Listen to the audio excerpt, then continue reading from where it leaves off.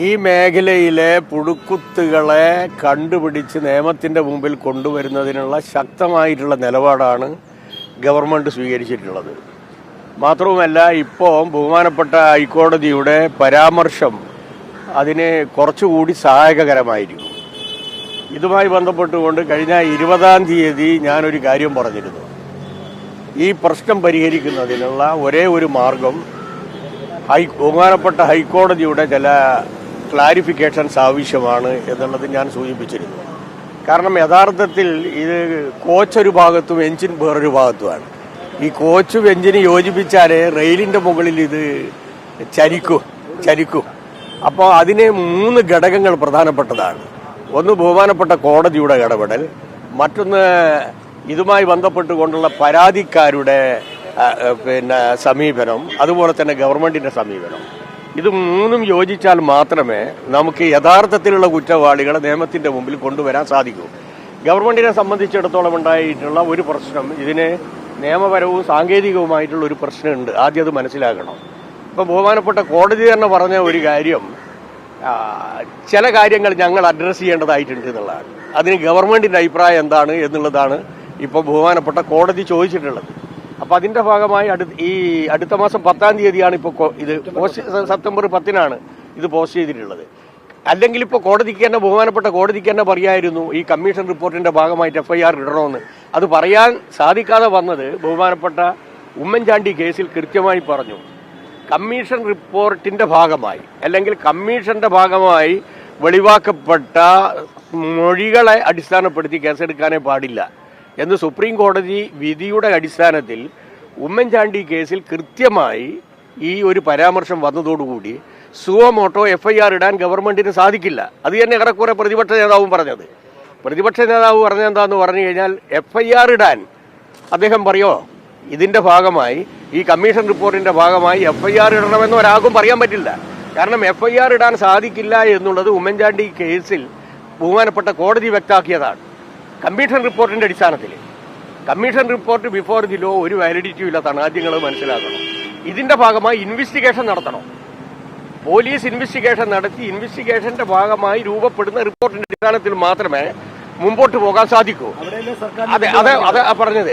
ആ ഇൻവെസ്റ്റിഗേഷൻ നടക്കുന്നതുമായി ബന്ധപ്പെട്ടുകൊണ്ട്, പോലീസിന്റെ ഇൻവെസ്റ്റിഗേഷൻ നടക്കുന്നതുമായി ബന്ധപ്പെട്ടുകൊണ്ട് ഗവൺമെന്റ് നേരിടുന്ന ചില പ്രശ്നങ്ങളുണ്ട്.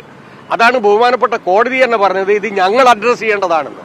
അപ്പോൾ സ്വാഭാവികമായും അടുത്ത 10ഓടുകൂടി ഇത് റെയിലിന്റെ മുകളിലാകും എന്നാണ് ഞാൻ വിശ്വസിക്കുന്നത്. കാരണം ഞാൻ ആദ്യം തന്നെ 20-ാം തീയതി തന്നെ ഇത് പറഞ്ഞതാണ്. എഞ്ചിൻ ഒരു ഭാഗത്തും കോച്ച് ഒരു ഭാഗത്തുമാണുള്ളത്.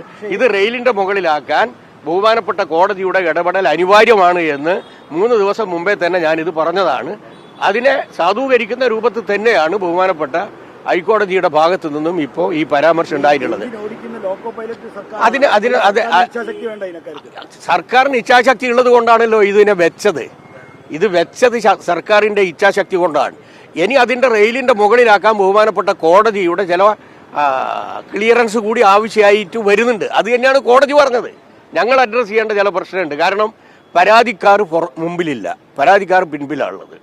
ആ പിൻപിലുള്ള പരാതിക്കാരുടെ മൊഴിയുടെ അടിസ്ഥാനത്തിൽ നിങ്ങൾ ഞങ്ങളുടെ മൊഴി പറഞ്ഞോളണം, ഞങ്ങളുടെ പരാതി നിങ്ങൾ പറഞ്ഞോളണം എന്ന് പറഞ്ഞാൽ കേസെടുക്കാൻ പറ്റില്ല.